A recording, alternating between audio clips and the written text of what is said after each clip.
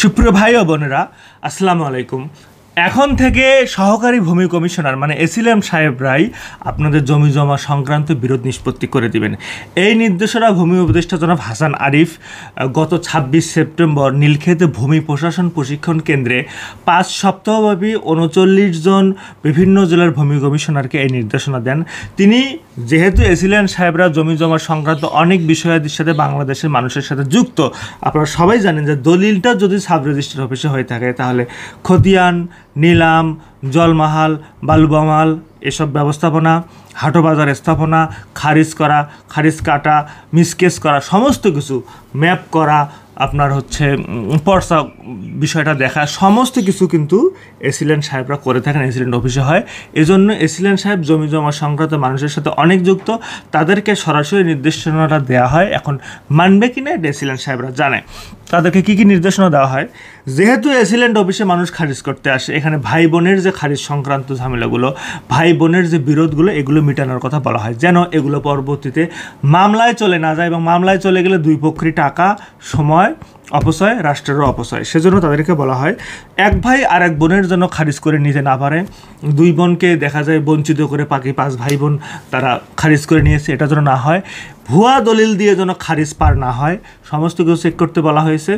এবং যদি দেখা যায় বন্টন যে দলিলটা হয়েছে সেটার যে সত্যতা, সেটার মধ্যে কোনো পক্ষ বাতিল হলো কিনা, কোনো এতিম, কোনো একজন ভাই মারা গেছে, তার এতিম বাচ্চা বা তার ওয়াইফ গোপন আছে, তাদেরকে বাদ দিয়ে বাকিগুলো করে নিয়েছে, এই ধরনের যে কোনো খারিজ সংক্রান্ত যেসব ঝামেলা, খতিয়ান সংক্রান্ত যেসব ঝামেলা, মিসকেস সংক্রান্ত যেসব ঝামেলা, এগুলো যেন না হয়।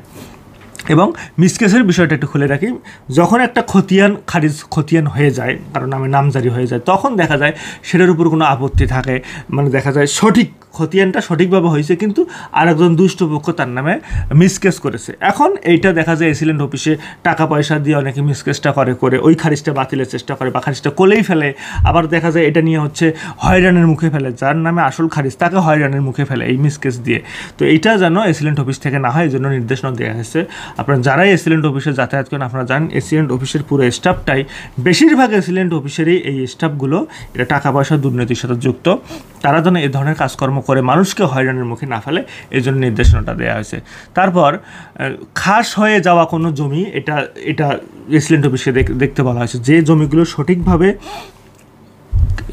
দেয় না, ট্যাক্স দেয় না, ল্যান্ড ডেভেলপমেন্ট ট্যাক্স, ভূমি উন্নয়ন কর দেয় না, সঠিকভাবে এগুলো কোনো ব্যবস্থাপনা হয় না। এবং আরও কিন্তু নির্দেশনা দেওয়া আছে যে কোনো ফসলি জমি এক নাগারে ৩ মৌসুম ফসল না করে রাখা যাবে না, ফেলিয়ে রাখা যাবে না, এটাও নির্দেশনা দেওয়া আছে।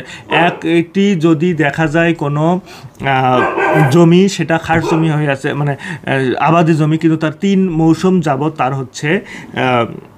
ফসল করা হয় না, সেটাও খাস করা, কোন জমিটা খাস হবে কোন জমিটা খাস হবে না, সমস্ত কিছু এসিএম সাহেবকে দেখতে বলা হয়েছে।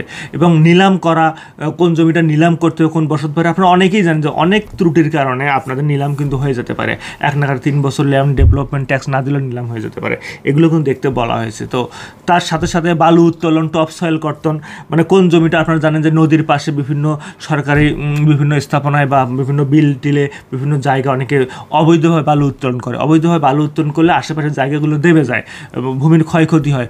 অনেকে দেখা যায় টপ সয়েল কর্তন করে, টপ সয়েল মানে হচ্ছে ভূমির উপরিভাগ, এটা ইটভাটার কাছে বিক্রি করে। এটা এই টপ সয়েলটা খুবই উর্বর, এটার কারণে মানুষের আবাদ টাবাদগুলো বেশি ভালো হয়। যখন এই উর্বর মাটিটা টাকার কারণে মানুষ বিক্রি করে ফেলে, কিন্তু এখানে আবাদটা কিন্তু নষ্ট হয়ে যাবে। এটা সরকারিভাবে নির্দেশ দিয়ে আছে যেন টপ সয়েল কর্তন না করে। এবং কেউ যদি করে, আপনার পাশের জমি কেউ বালু উত্তোলন করে, আপনার জমি ক্ষয়ক্ষতির শিকার হবে। কেউ যদি পুকুর খনন করে কিন্তু পার না দেয়, আপনার ক্ষয়ক্ষতির শিকার হবে। আপনার এগুলো আপনি সঙ্গে সঙ্গে এসিএম সাহেবের কাছে বিচার দিবেন।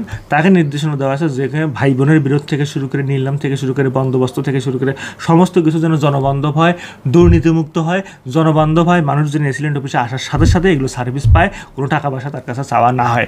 তারপর দেখা যায় যে জলমহল, বালুমহল, এগুলো ব্যবস্থাপনা, এগুলো বন্দোবস্ত দেওয়া, খাস জমি বন্দোবস্ত দেওয়া, যেন আরও বেশি জনবান্ধব হয়। খাস জমির বিষয়টা আমরাও কনসালটেশন দিয়ে থাকি। ডিসক্রিপশন বক্সে আমাদের হোয়াটসঅ্যাপ নাম্বার আছে, এখানে মেসেজ করবেন, আমরা আপনাদের সাথে যোগাযোগ করার চেষ্টা করব। তো এইগুলো যে সমস্ত বিষয়গুলো বললাম এসিএম অফিসের মাধ্যমে যা কিছু হয়ে থাকে, এগুলো যেন জনবান্ধব, দুর্নীতিমুক্ত এবং ভালো একটা ব্যবস্থার মাধ্যমে আসে, এই জন্য এই নির্দেশনাটা এসিএম সাহেবকে দিয়েছেন। আপনারা আপনাদের এসিএম অফিসে যোগাযোগ করে এসব সমস্যার সমাধান করার চেষ্টা করবেন। আল্লাহ হাফেজ।